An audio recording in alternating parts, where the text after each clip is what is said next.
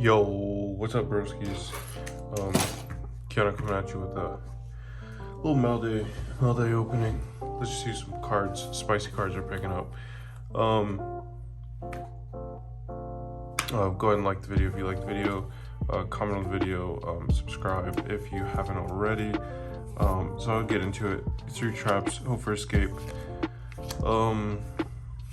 This might get, like you probably guessed it. This is for the new deck. Dynamorphia. I feel like this card's pretty broken in it. Cause your life points are like pretty low in that deck, like off the rip. I should have already had all of these, but I didn't. So triple Dolka. These are like the less exciting things. So triple Dolka, triple Yugioh for my Dino players out there. Finally, they released like interesting Dino cards in Dynamorphia, so you'll no longer have to play, the boring Lost World.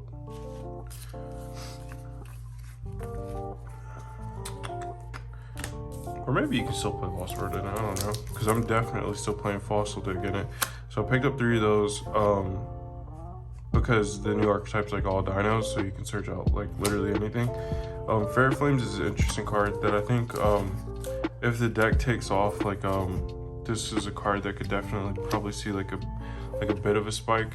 Sorry if the shadow's a little weird. This Fair Flames, it reads, if the combined attack of all face-up monsters your opponent controls is higher than your life points, make your opponent shuffle monsters they control into the deck so that the combined attack of the remaining monsters they control becomes less than or equal to your life points.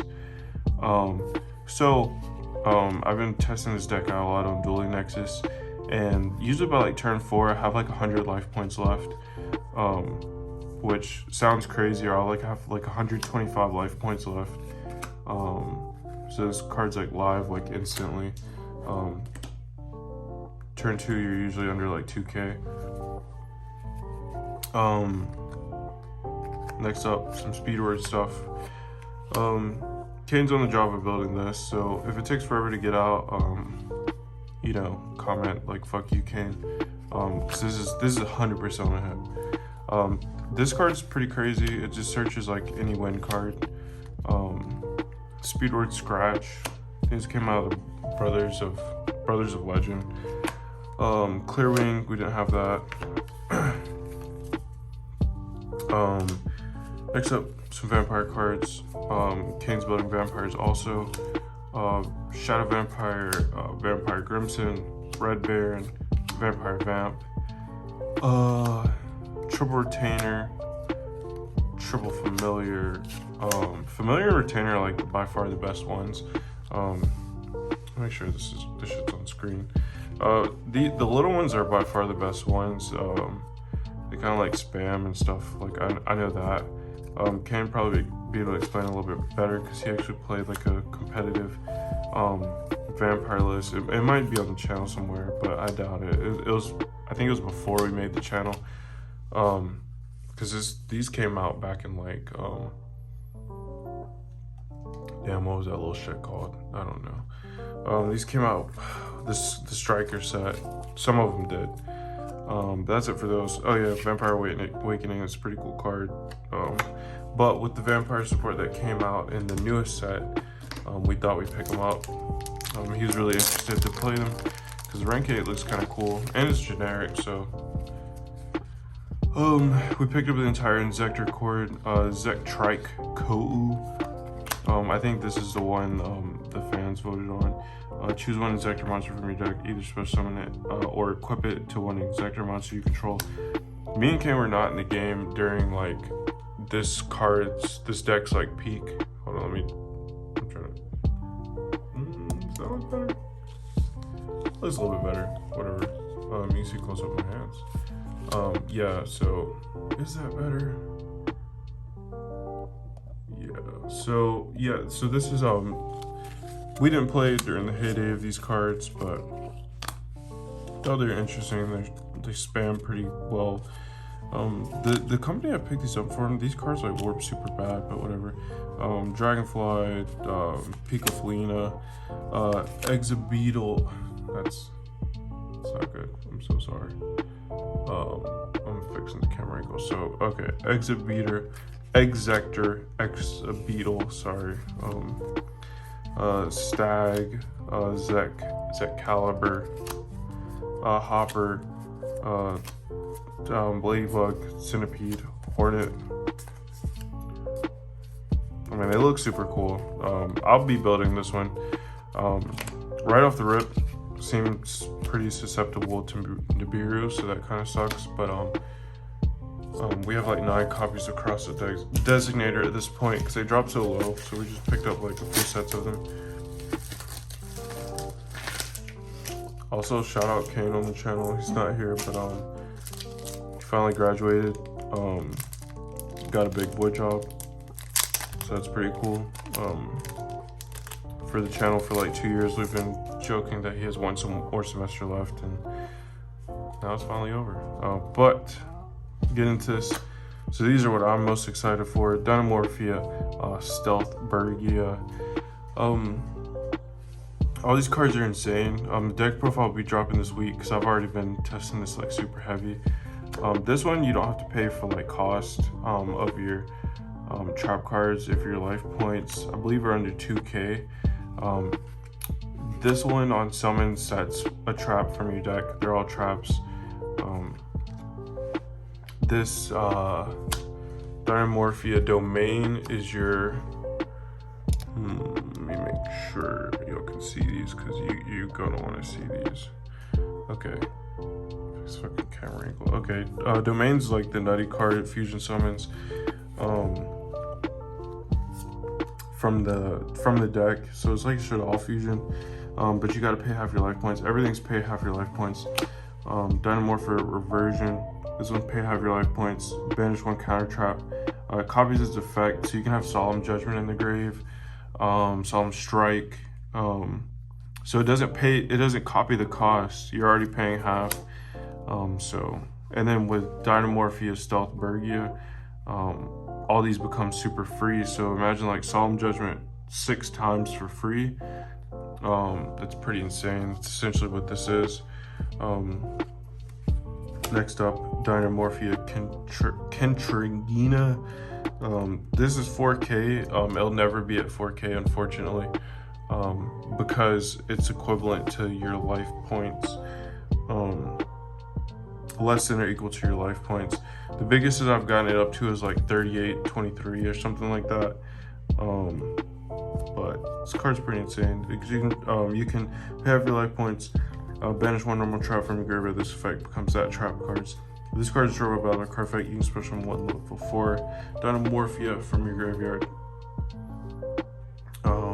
Then like the commons, Sonic, Brute. I think I play all these at 3. I can't remember the exact count off the top of my head. Shell.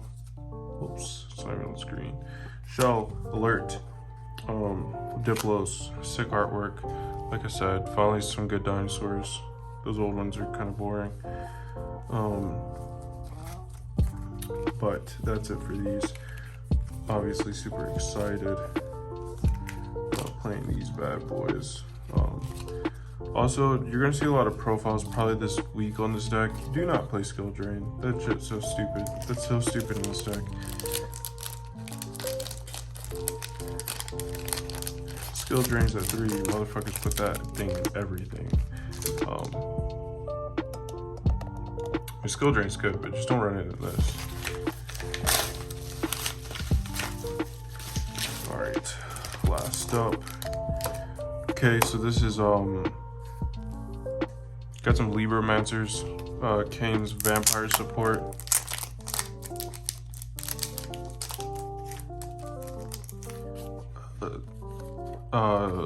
Double Ghost. This thing reads, if this card's normal summon, you can send 1 other vampire card from your hand or field to the graveyard, add 1 level 4 or higher vampire monster from your deck to your hand. Kind of sucks it was vampire, wish it was kind of zombie. But I guess you can search like Fraulein or I don't know. Monster from your deck to your hand. If you do send 1 level 2 or lower vampire monster from your deck to your graveyard. So that's pretty good because you can send like the cat or the bat. During the main phase, quick effect, you can banish this card from your graveyard and pay 500 life points immediately after this card resolves. Normal summon one vampire monster. Okay, so that's pretty good. So basically, what I'm reading by this is you can normal summon, add a maybe add a scourge, to your hand, or shadow vampire, send a retainer, banish card from graveyard. You can special summon retainer out of your graveyard or familiar. Special summon it by sending this to your grave. Banish this card, tribute summon, since you have another normal summon, or you can just normal summon it, another extender in your hand. So that's pretty cool. That's immediately what I think of off the top of my head.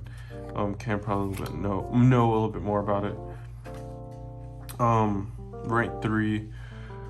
Vampire Fascinator. If this card's linked summon, you can target one monster in your opponent's graveyard, special summon to your field in defense. That's kind of cool. Also, you cannot special summon monsters for the rest of this turn, except zombie monsters.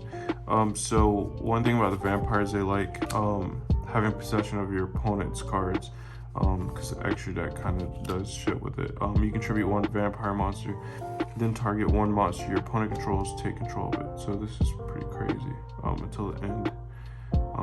Till the end phase, so you can exease with their cards, because that's what your extra deck cards kind of do.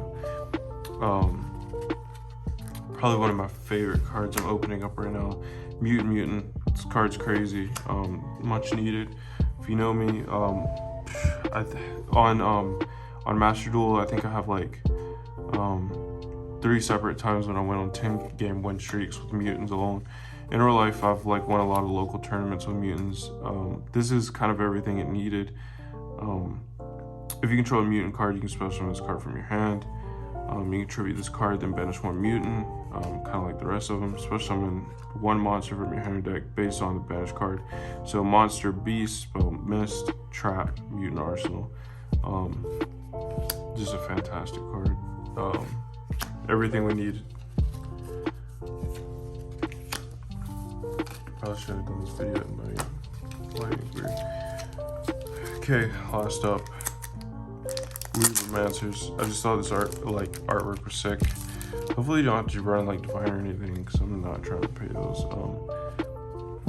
Triple Agent. Reveal one ritual monster in your hand. Special summon this card from your hand. You can target one Libra monster card in your graveyard except Agent. Add it to your hand. Then, if you add a spell trap by this effect, place one card from your hand on the bottom to the bottom of the deck. You can use each effect once. Artwork's pretty crazy, especially on a pretty big body. Libromancer Intervention. When your opponent activates a card effect, target one Libromancer, a ritual monster you control, return it to the hand. If you do, negate the activated effect. Then you can special summon one Libromancer monster from your hand or graveyard. You can only activate this once per turn. Card's interesting.